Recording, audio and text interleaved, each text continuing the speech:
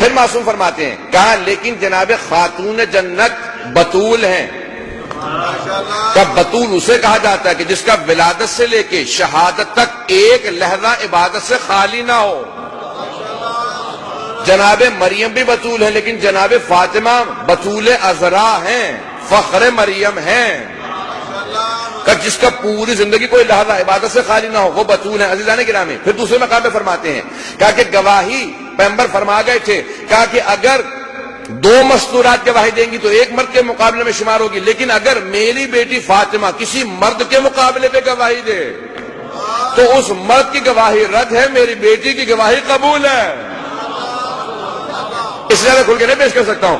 میراث کے متعلق چھٹے امام فرماتے ہیں، کہا کہ میراث ناقص ہے، یعنی آدھی میراث ہوتی ہے، کہ اللہ نے جناب خاتون جنت کو 3 بھائی دیے تھے، لیکن تینوں کو بچپنے میں اٹھا لیا، کہ تاکہ بی بی کی میراث میں بھی کوئی ان کا شریک نہ ہو۔ اللہ اکبر، کہ میراث میں کوئی بی بی کی شریک نہ ہو۔ پیغمبر اسلام کے 3 بیٹے ہیں بچپنے کے اندر، جناب قاسم ہیں، جناب عبداللہ جناب خدیجہ سے، اور جناب ابراہیم جناب ماریہ سے۔ 3 بیٹے، تینوں بچپنے میں 2 برس کے سن میں انتقال کر گئے۔ عزیزان گرامی، یہ خاتون جنت ہیں جن کے لیے میراث میں کوئی شریک نہیں ہے۔ اب قرآن کی آیت ہے وَآتِ ذَا الْقُرْبَى حَقَّهُ، اپنے قرابت داروں کو ان کا حق دے دیجئے۔ آیت کا نازل ہونا تھا، پیغمبر اسلام نے فوراً جناب سیدہ کو فدق دیا۔ عزیزان گرامی، جب بعد میں مسئلہ اٹھا تو بی بی نے فوراً کچھ جو مسائل پیش کیے، مسئلہ کہاں پہ اٹھا سب کے ذہنوں میں مجھے اشارہ کرنے کی ضرورت، تفصیل میں جانے کی ضرورت نہیں ہے۔ عزیزان گرامی، جب ایک مسئلہ بنا فدق کے متعلق تو بی بی نے ایک جملہ کہا کہ قاعدۃ الید ہے ہمارے فقہ میں، یعنی لا آف پوزیشن، انگریزوں نے بھی اسلام ہی سے لیا ہے، جو چیز جس کے قبضے میں ہو وہ اسی کی ہے۔ یہ امامہ میرے پاس ہے، اگر کوئی آدمی کہتا ہے کہ میرا نہیں اس کا ہے تو دلیل مجھے نہیں چاہیے کہ ثابت کروں یہ میرا ہے، جو دعویٰ کرے گا کہ اس کا ہے وہ دلیل لائے گا، وہ گواہ لائے گا، وہ شاہد لائے گا، وہ ثبوت لائے گا، وہ ثابت کرے گا کہ امامہ اس کا۔ عزیزان گرامی، جب ایک مرتبہ کسی نے کہا کہ فدق ہم نے لے لیا، بی بی نے کہا کہ مجھ سے دلیل مت مانگو، میرے اب تک خادم وہاں نوکر کام کرتے تھے، تم ثابت کرو تمہارا، کیونکہ میرے وہاں پہ خادم کام کرتے رہے، تم نے ہٹایا ہے۔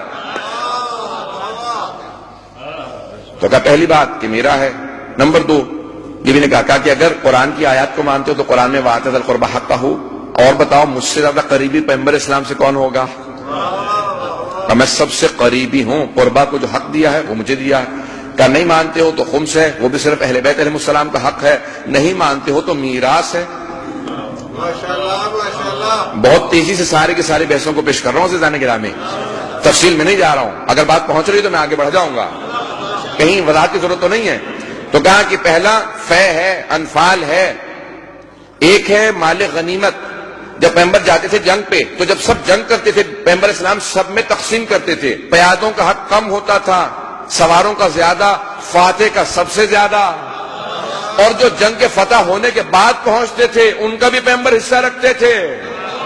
کیا بادل فتح سے ہی پہنچ گئے ہو، جنگ جیت چکا ہوں اس کے بعد بھی پہنچ چکا، ان کو بھی کچھ نہ کچھ دے دو۔ عزیزان گرامی، پیغمبر نے فرمایا کہ جہاں مال غنیمت ہو، یعنی اگر جنگ ہو اور فتح ہو تو وہ سب کا اس میں کچھ نہ کچھ حصہ ہوتا تھا، لیکن اگر جنگ نہ ہو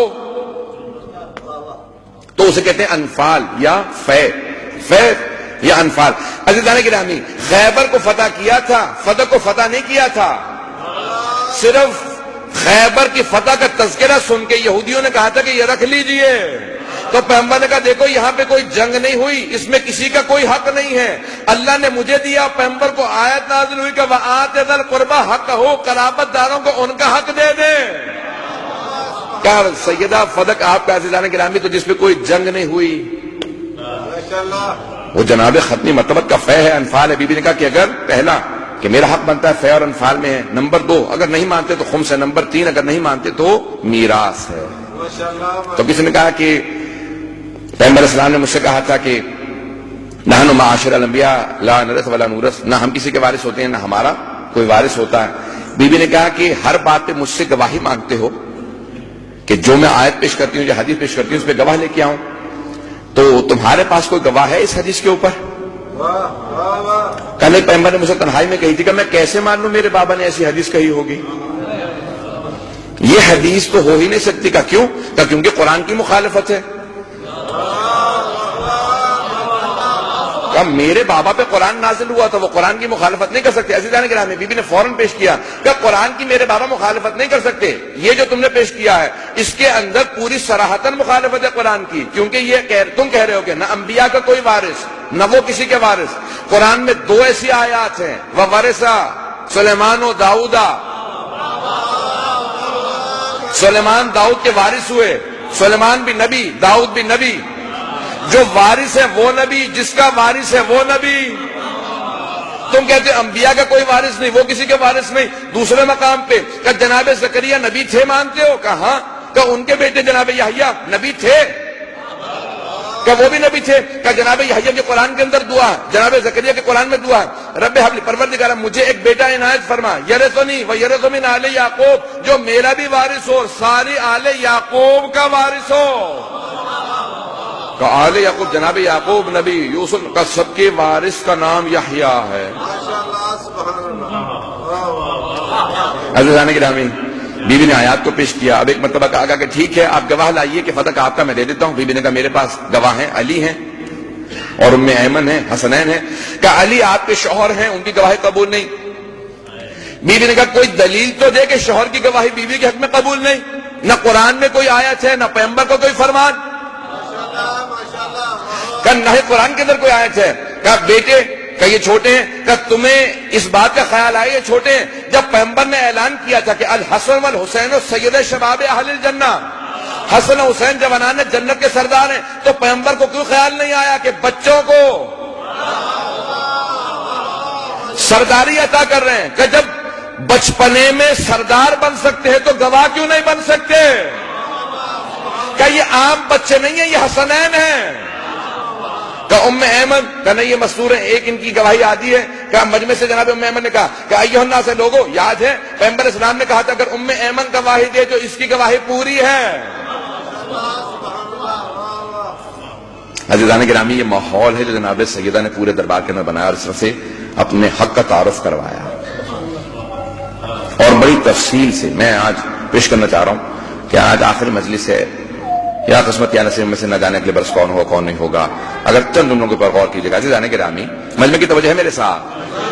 عزیزان گرامی، کون ہے جناب سیدہ؟ جب یہ آپ نے ایک مرتبہ پورے دربار میں تعارف کروا دیا نا، روایت کے الفاظ ہے جب آپ چل رہی تھیں تو سب کے سب جو مستورات چاروں طرف آپ کے جھرمٹ تھا، ایک پردہ لگایا گیا تھا، تو سب مستورات کہہ رہی تھی بی بی کے چلنے کا انداز جناب ختم مرتبہ جیسا ہے. اور بی بی کے ہاتھ میں اسا ان کے بابا کا تھا. لیکن جب دربار سے واپس آ رہی تھی تو یہ عالم تھا کہ بی بی کے برقع زمین پہ خط کھینچ رہا تھا اور بی بی سے چلا نہیں جا رہا تھا. بی بی کے روایت کے مطابق بال سفید ہو چکے تھے اور جب واپس آ رہی تھیں تو مستورات کے درمیان میں روتی ہوئی واپس آ رہی تھیں. اور جب واپس آئی ہیں تو گھر میں آنے کے بعد دروازے پہ 2 شہزادے کھڑے ہیں، 7 اور 8 برس کے. دونوں نے سوال کیا کہ اماں حق مانگنے گئی تھی، حق مل گیا؟ تو بیوی نے جملہ کہا، دیکھا دونوں شہزادوں کا، مجھے اپنا حق نہیں ملا. لیکن آگے بڑھی، روایت کے الفاظ ہیں ایک بچی کو دیکھا جو 5 یا 6 برس کی تھی، جن کا مورخین نے تاریخ میں نام زینب کبریٰ بتایا. بی بی نے اس بچی کو دیکھا اور دیکھتے ہی ایک مرتبہ آنکھوں میں آنسو آئے اور کچھ دیر تک بی بی دیکھتے نہیں، اس کے بعد سینے سے لگا کے بہت گریہ کیا. کہ بیٹی میرے بابا نے مجھے بتایا تھا کہ آپ بھی دربار میں جائیں گے. بیٹی جو آج میں درباروں کا حال دیکھ کے آئی ہوں، درباروں کا حال کچھ اچھا نہیں ہے.